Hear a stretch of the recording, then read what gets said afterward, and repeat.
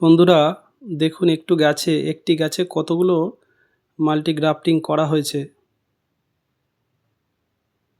গাছটিকে আমি কেটে দিয়েছিলাম, তারপরে যে ব্রাঞ্চ এসেছিল তার মধ্যে আমি 3টি ব্রাঞ্চ রেখেছিলাম।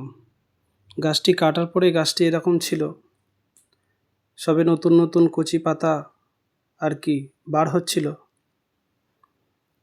এবং তার কিছুদিন পরে আমি গ্রাফটিং করি। ডালগুলি খুব একদম ম্যাচিওর হয়নি, কচি ছিল, ওই কচিতেই আমি গ্রাফটিং করেছি। আর গ্রাফটিংটি সফল হয়েছে।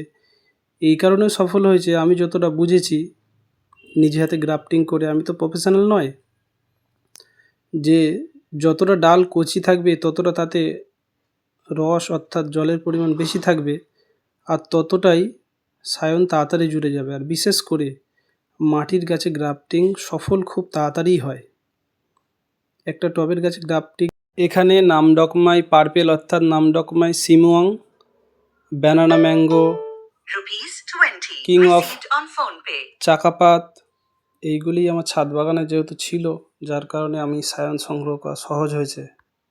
সায়ন নির্বাচন একটি বড় ভূমিকা পালন করে। সায়ন যদি সুন্দর হয়, মানে সায়নটি ফুটবে ভাব, এত সুন্দর যদি সায়ন হয় তো গ্রাফটিং 90% সাকসেস ধরে নেন। সর্বপ্রথম সঠিক সায়ন নির্বাচন করতে হবে। সায়ন সঠিক হলে গ্রাফটিং 100%